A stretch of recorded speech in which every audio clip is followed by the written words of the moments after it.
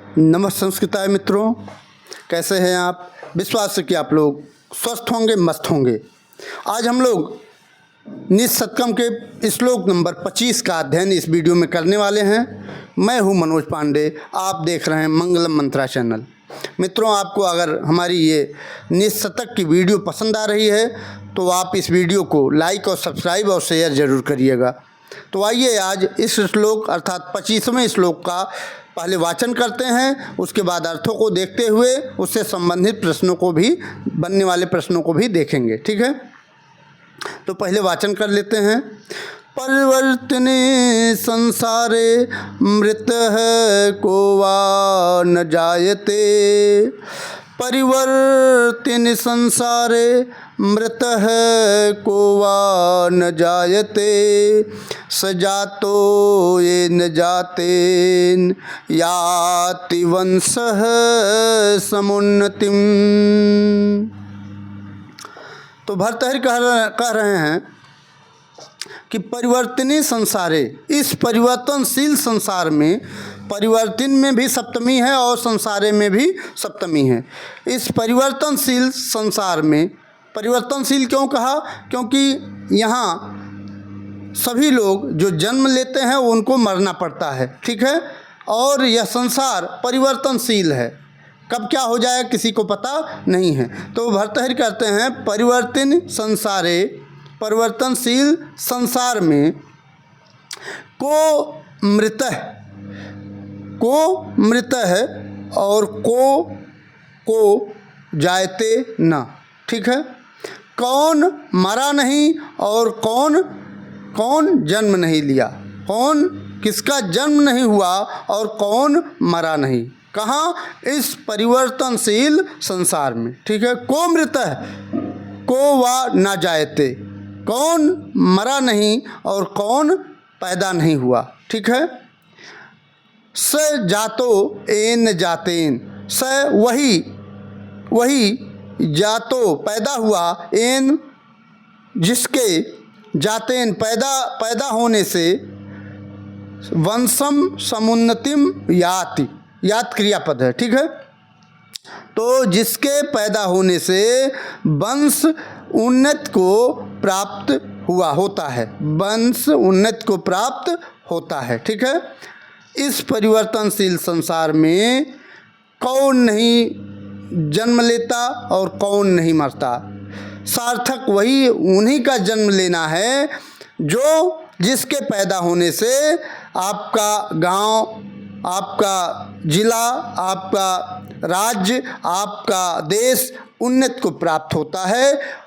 उन्हीं की कीर्तियों से अगर उन्नत प्राप्त हो रही है तो उनका जन्म लेना सार्थक है। ठीक है, यदि आपका वंश, राज्य, देश आपके कृत्यों से उन्नत को प्राप्त होता है तो समझिए कि आपका जन्म लेना क्या है? सार्थक है। ठीक है, आप जानते हैं कि भगत सिंह पॉपुलर हुए, एक प्रसिद्धि हासिल हुई। उनको क्यों प्रसिद्धि हासिल हुई?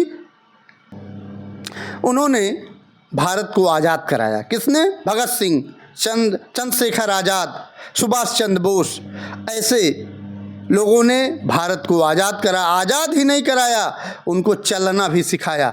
उन वहाँ के लोगों को अर्थात भारत के लोगों को चलना भी सिखाया। ठीक है, और उन्होंने भारत को भी आज़ाद कराया। आज गांधी जी को कौन नहीं जानता?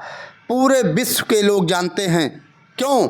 क्योंकि उनका जो कृत्य था, वह उनका कृत्य इतना अच्छा था तो उनसे भारत की उन्नति हुई, तो उनका पैदा होना ही सार्थक है। यदि आप लोग किसी गांव में रहते हैं और गांव में कुछ ऐसा काम करते हैं जिससे गांव का नाम होता है, वहाँ के लोगों का नाम होता है, तो आपका पैदा होना सार्थक होता है। ठीक है, पूरी पृथ्वी ही हमारा परिवार है। पूरी पृथ्वी क्या है? हमारा परिवार है, और पृथ्वी पर रहने वाले हमारे लोग हैं। ठीक है, हमारे परिवार के लोग हैं।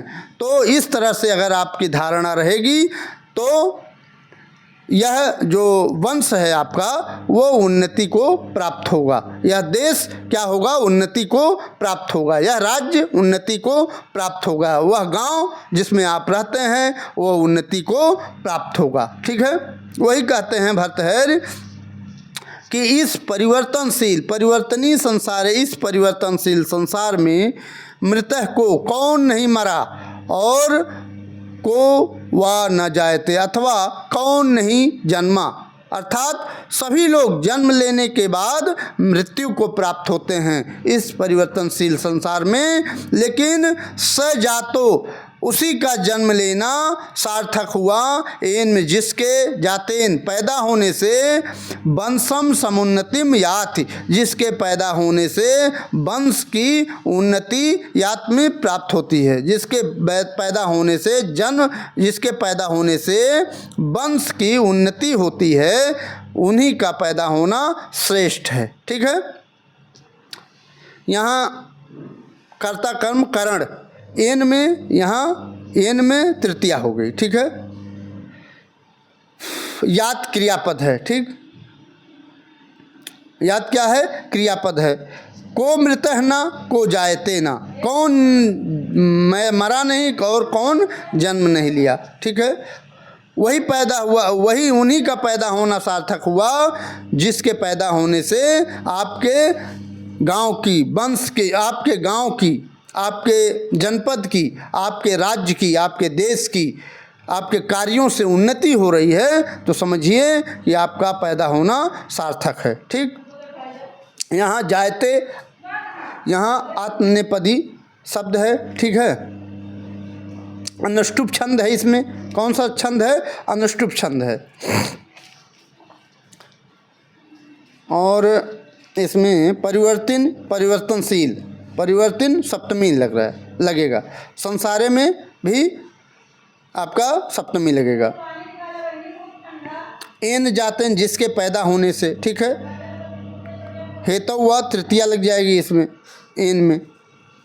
समुन्नतिम उत्कर्ष को प्राप्त होता है, उन्नति को प्राप्त होता है।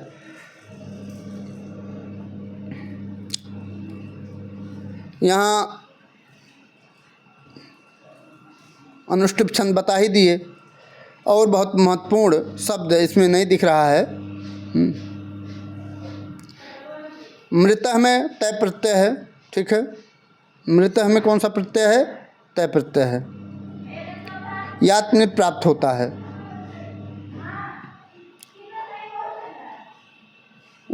वही इसमें भी बता रहे हैं कि इस परिवर्तनशील संसार में कौन नहीं जन्म लेता और कौन नहीं मरता, पर यहाँ उसी का जन्म लेना सफल है जिसके जन्म लेने से वंश की उन्नति हो। ठीक है, तो आज मित्रों इस वीडियो में इतना ही।